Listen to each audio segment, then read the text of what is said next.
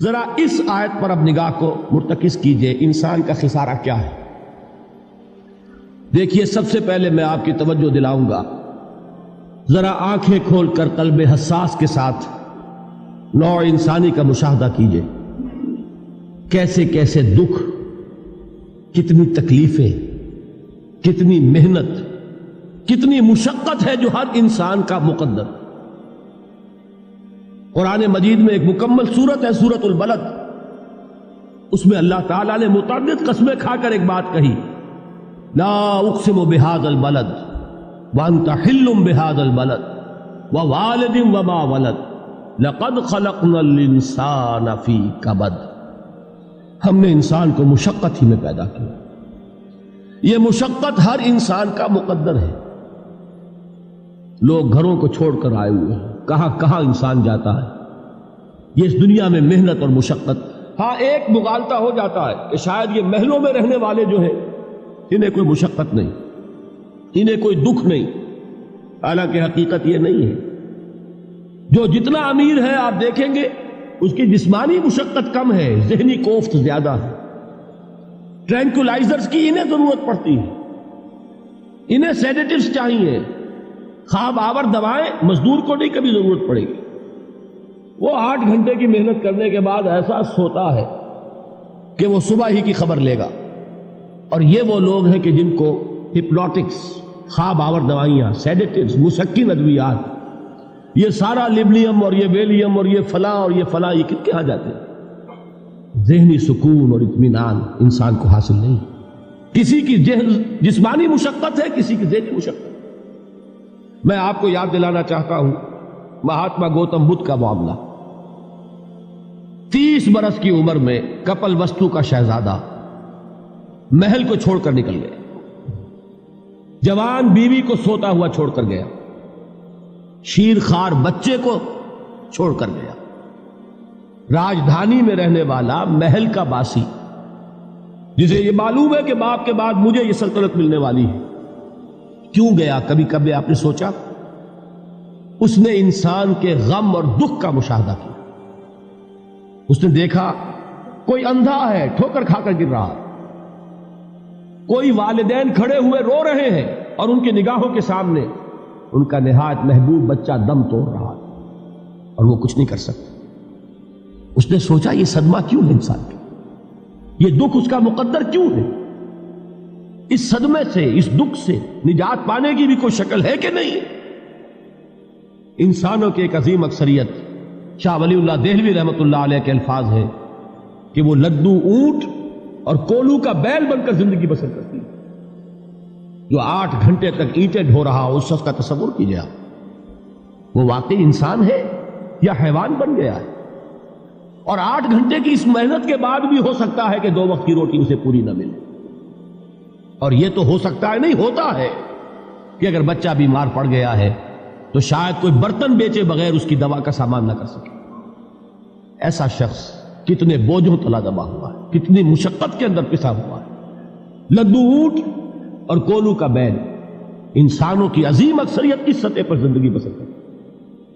لیکن آپ کو معلوم ہے کہ کولو کے بیل کے لیے مشقت ہی مشقت ہے، اس کے احساسات یہ نہیں ہیں جو کہ ان سے انسان کو جو صدمہ پہنچتا ہے۔ ایک بیل کو اس سے کوئی غرض نہیں کہ اس کا کوئی بچہ بھی تھا کہ نہیں تھا، اس کو کوئی بخار ہوا ہے یا کیا ہوا ہے، اس صدمے سے وہ بیل بچا ہوا ہے۔ گھوڑے کو کوئی پتہ نہیں کہ میرا بھی کوئی اولاد میری ہے یا نہیں ہے، اور مجھے اس کا کوئی صدمہ ہے یا دکھ ہے، کوئی پتہ نہیں۔ لیکن انسان کا معاملہ یہ ہے کہ والدین کو جو جو دکھ دیکھنے پڑتے ہیں اپنے بچوں کے لیے، اپنی اولاد کے لیے۔ رات کی نیند ہے حرام ہے اس لیے کہ بچہ بخار میں تپ رہا ہے یا درد سے تڑپ رہا ہے، لہذا نہ ماں سو سکتی ہے نہ باپ سو سکتا۔ میں نے ایک موقع پر دیکھا، لاہور میں کیروسین آئل، اس زمانے میں ابھی سوئی گیس نہیں آئی تھی، اور اکثر و بیشتر جو ہے یہی مٹی کا تیل جو ہے ایندھن کے طور پر استعمال ہوتا تھا، اس کی شارٹیج ہو گئی تھی۔ تو کئی فرلانگ لمبی قطاریں لگتی تھی ان دکانوں کے باہر، ڈپو کے باہر، اور ایسے منظر بھی کہ ایک خاتون برقع پوش، ایک گود میں بچے کو لیے ہوئے، ایک کی انگلی پکڑے ہوئے، بوتل ہاتھ میں لیے ہوئے تیل کے لیے، اور کئی گھنٹے کھڑی ہے دکان۔ یہ مشقت انسان جھیلتا ہے کہ نہیں؟ غالب نے اس کا نقشہ کھینچا ہے کہ رنج سے خوگر ہوا انسان تو مٹ جاتا ہے رنج. مشکلیں اتنی پڑی مجھ پر کہ آسان ہو گئی.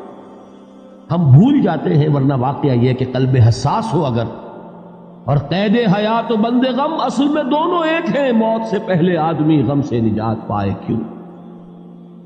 اچھا یہ تو ہوا لقد خلقنا الانسان فی کبد. حیوانات کا معاملہ ایک اور اعتبار سے آسان ہے. ان سے کوئی محاسبہ بھی ہے کیا؟ کوئی جواب دہی بھی ہے؟ کوئی ان کو اللہ کے حضور میں کھڑے ہو کر اپنے اعمال کا حساب بھی دینا؟ نہیں. انسان کی یہ ٹریجڈی ہے، یہ المیہ ہے انسان. اس کو بھی قرآن مجید کی ایک سورت میں قسمیں کھا کر اذا السماء انشقت، اس کے بعد کیا فرمایا؟ یا ایھا الانسان انک کادح الی ربک کدحا فملاقیہ. اے انسان، تیرا المیہ، تیری ٹریجڈی اس سے کہیں بڑھ کر ہے. تجھے صدمے پر صدمے جھیلتے ہوئے، مشقت پر مشقت برداشت کرتے ہوئے ایک روز اپنے رب کے حضور میں بھی کھڑا ہوگا، جواب دہی بھی کرنی. اس دن کے حساب سے، اس دن کے احساس سے جو بڑے بڑے ہماری امت کے عظیم جو گلے سرسبد ہیں، ان کا یہ حال آپ نے پڑھا ہوگا. حضرت ابوبکر صدیق رضی اللہ تعالی عنہ وہ ایک عجیب کیف کے عالم میں فرمایا کرتے تھے، کاش میں درختوں پر چہچہاتی ہوئی چڑیا ہوتا جس سے حساب کتاب نہیں ہوگا. کاش کہ میں گھاس کا تنکا ہوتا جو آج ہے اور کل آگ میں جلا دیا جاتا، ختم ہو جاتا، اس سے محاسبہ کوئی نہیں. وہ جس کے احساس سے کہ حضرت عمر جو ہے اپنے انتقال کے وقت سخت بے چین تھے.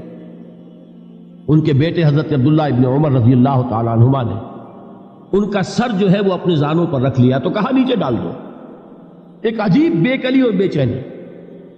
انہوں نے کہا ابا جان آپ کیوں پریشان ہیں؟ آپ تو عشرہ مبشرہ میں سے، آپ کو تو اللہ تعالیٰ نے جنت کی بشارت حضور کے ذریعے سے اس دنیا میں دی. حضرت عمر فرماتے ہیں کہ خدا کی قسم اگر قیامت کے دن عمر برابر سرابر پر چھوٹ گیا تو بہت بڑی کامیابی تصور. یہ احساس جن کو ہوتا، حضرت علی کا حال کیا ہوتا ہے؟ ابھی جو آپ نے حافظ صاحب سے سنا، یہ حضرت علی کا معاملہ ہے کہ ایک تیر پیوست ہو گیا تھا، کسی طرح نکل نہیں رہا تھا. حضرت علی نے فرمایا کہ اچھا چھوڑو مجھے، میں نماز کی نیت باندھتا ہوں. نماز کی نیت پڑھتے تھے تو لرزتے تھے، کانپتے تھے. کس کے سامنے کھڑا ہوں اور کس کے سامنے مجھے ایک دن جواب دہی کے لیے کھڑا ہونا ہوگا. لن تزولا قدم ابن آدم، حضور نے خبر دی ہے ابن آدم کے قدم ہل نہیں سکیں گے. جیسے مجرم کھڑا ہوتا ہے کٹہرے کے اندر، اس کٹہرے میں سے ہل نہیں سکو گے حتی یسأل عن خمس، جب تک کہ 5 چیزوں کا حساب نہ لے لیا جائے. وہ 5 چیزیں کیا ہے؟ کان کھول کر سنیے. عن عمرہ فیما افناہ، عمر کا حساب دو. یہ 80 برس اور 70 برس ہم نے تمہیں دنیا میں دیے، کہاں ضائع کیے؟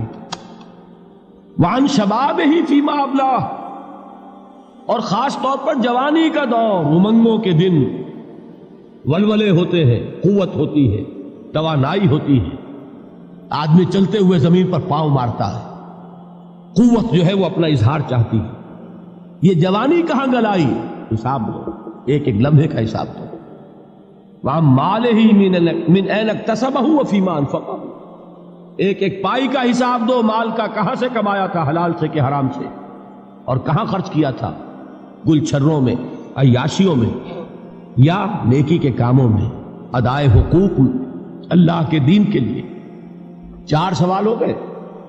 2 زندگی کے بارے میں، ایک زندگی پوری بحیثیت مجموعی کہاں کس کام میں لگائی، اور خاص طور پر شباب کا دور کہاں لگایا.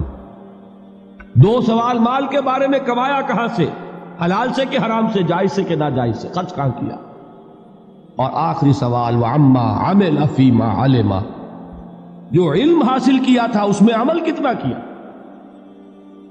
علم کے انبار لگاتے چلے گئے اور عمل کے آغاز کی بھی نوبت نہ آئی. یہ علم جو ہے یہ اس روز سب سے بڑا وبال بن جائے گا. اتنا علم اور عمل کچھ نہیں، بجائے کہ کریڈٹ کا ذریعہ بنے یہ الٹا ڈیبٹ کا کھاتہ بن جائے. یہ جواب دہی کا احساس ہے کہ جس کی وجہ سے انسان کی ٹریجڈی جو ہے وہ دوہری ہے. کوئی حیوان اتنے بوجھ تلے نہیں. مشقت کی، محنت کی، اس زندگی میں ختم ہوئے، اس کے بعد کوئی محاسبہ نہیں. اس کو بھی غالب نے خوب کہا ہے کہ اب تو گھبرا کے یہ کہتے ہیں کہ مر جائیں گے، اور مر کے بھی چین نہ پایا تو کدھر جائیں. یہ ہے وہ ہیومن ٹریجڈی